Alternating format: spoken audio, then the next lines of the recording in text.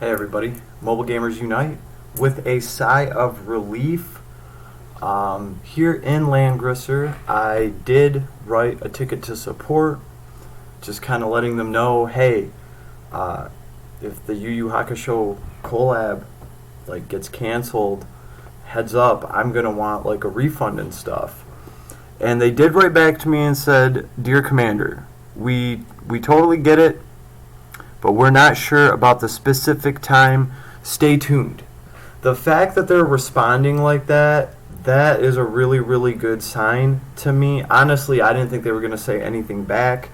So I do think that we will get the collab. I really do. I'm sure it might just take a month or two.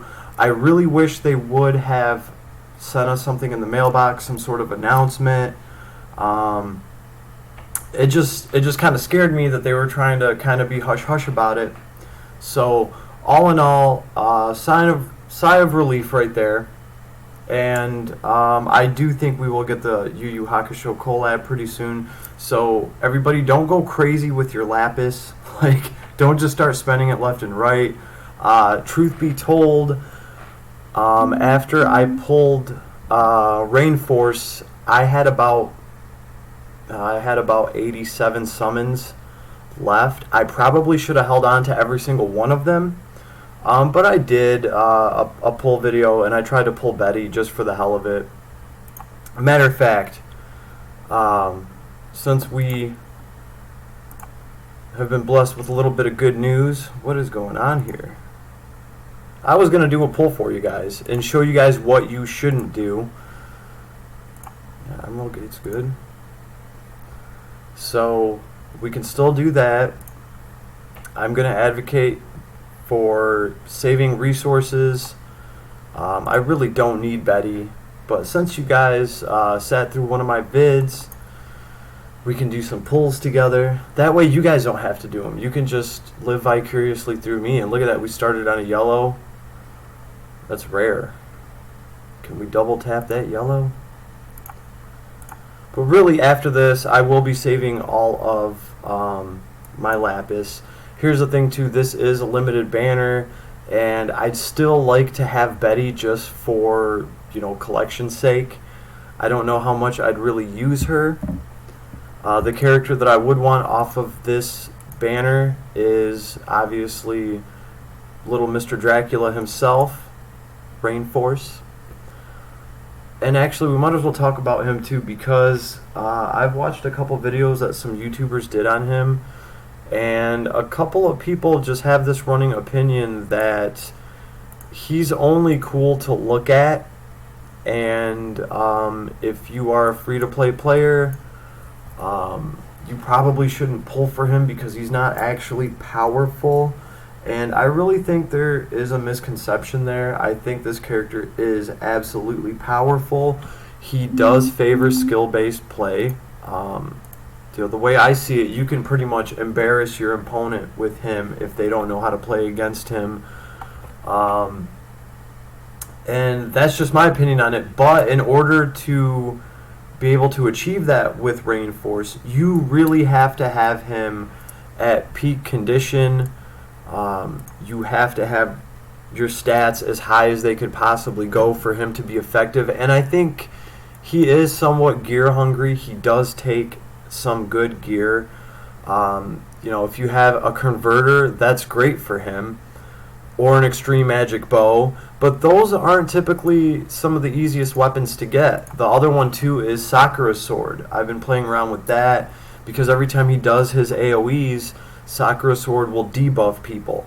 So that way when he goes in to assassinate somebody, chances are at least that person has a few debuffs on them from the Ghost Blade, if he's wielding that. And that's going to make it easier to assassinate somebody, because when he's fully stacked at 6-star, I believe he gets 28% to all his stats. That is a huge boost. Of course, people bring up the downside of it is that it only lasts for one turn. As soon as you actually use it, your buff is gone and you get teleported away. But I would argue that that's really the only time you really need it. is when you're going to assassinate somebody. That's really when you want that 28% to all your stats. After you kill somebody and you can teleport away, that buff isn't really that necessary. You can afford to lose it and start powering it up again. That's just what I think about it. And I've already had a chance to run him for a little while. So I think like one of the biggest problems with him is the one turn cooldown skill that he has to spam that AoE. It has a very low damage multiplier on it. I think it's 0.18. Most AoEs are 0.36. And really, I think that's just there because, first of all, it only costs 1 skill point. If you get a crit on it, which he almost always will, you get -1 to the cooldown on it, so you can effectively use it every turn as long as you get a crit with it. And it just gives him something to build up his assassin skill. So that's what I think about that. You know, his attack stat is an A, because if it was any higher, it probably wouldn't be fair. You'd be able to like fully build him, give him the best in slot items, and then he would just be unstoppable. Because the fact is, he can move your opponent's characters around. That is a huge advantage in this game. And I don't mean like moving somebody 1 or 2 blocks with a charge ability. I mean he can really, really displace an enemy team. We talked earlier about switching a healer with a tank. That can be devastating for your opponent. But like I said, the guy definitely takes some resources to be able to pull all that off and to be effective in PvP. He does look really, really cool though, and he is fun to play. He puts a twist on it. It's a completely different type of unit to run compared to anything else that we've had. I will say that, and this is just from my brief experience of running this new character today and wasting pulls. I feel like I can waste some of them, because I just feel like I got something to celebrate about. Celebrate! What'd we get? Oh man, I wasn't sure. It was spinning so slow. I wasn't sure. Oh, okay. Alright. Well, it looks like we got a dupe of him instead of Bede, which is cool. It gives me a chance to star him up and really kind of see what he can do. His whole 1% changes to a 2% when you star him up, and I think it goes all the way up to, it goes up to 4% for each stack. So effectively, he will get 28% when he's going to assassinate somebody to all of his skills. That is a huge modifier. I don't think that can be overlooked, even though after you use it, you have to start restacking all his abilities. So, also, I found that he is very, very awesome with Gizaroth. This has given me a chance to kind of dust off my Gizaroth and start running him for his fusion. Let's see. Alright, each time you deal damage. Alright, so now it goes from 1% to 2%. One extra action. Yep. So that's cool. And this guy, I do like the fact that he can hold 7 stacks.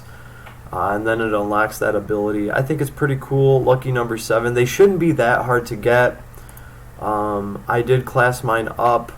And like I said, he's using the Ghost Blade now. I think the Ghost Blade is very effective for him. And I did have 2 of them, so it just fits for me.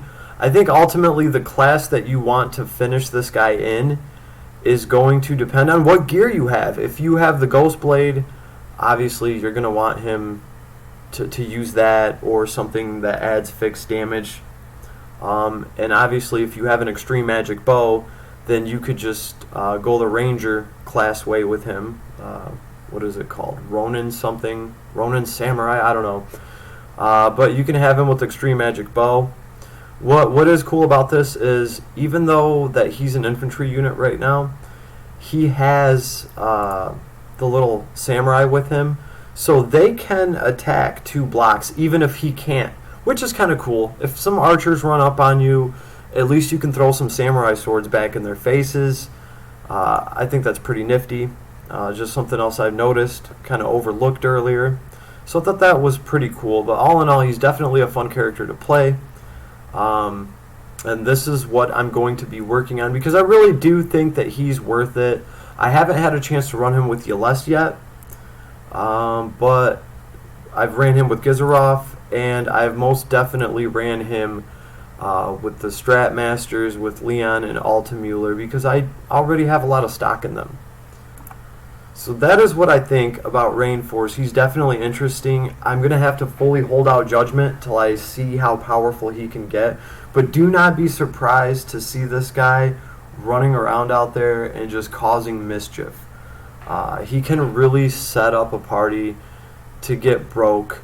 Oh, actually, wait. You know what? I'm wrong. He gets an S stat for his attack and an S stat for his skill when he is in his infantry class. I didn't know that. I thought it would have stayed the same.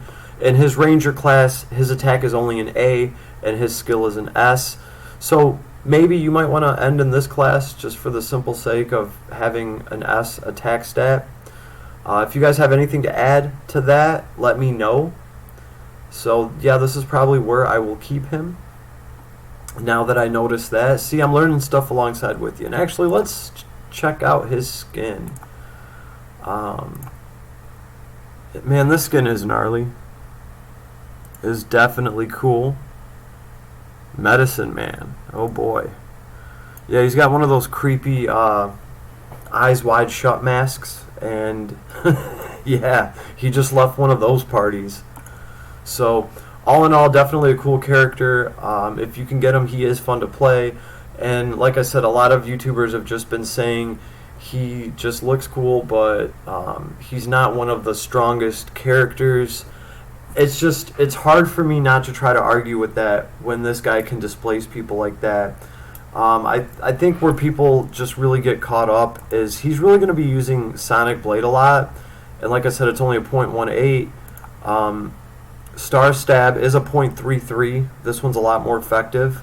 It does have a 3-turn cooldown, but that's why I was running him with Gizarov, so that every time he finishes somebody off, he can reduce that cooldown.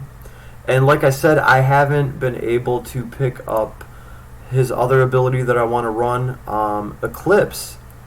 I really want to try Eclipse out, and I already know this is really his badass ability. It's a 5-turn cooldown.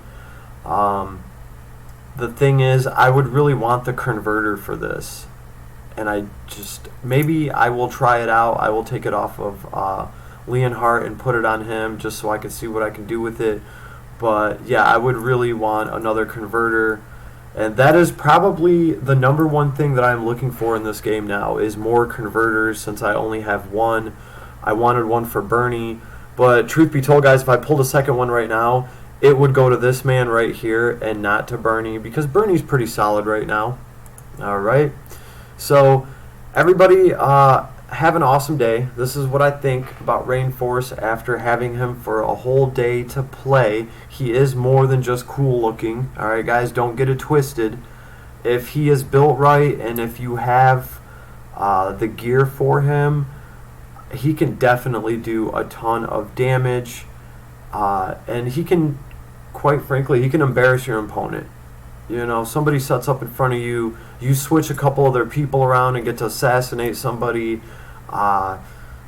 It can really, really dictate the outcome of the game. So if this guy's played right, but like I said, he has to have his stats all the way up, and then I think he can be effective.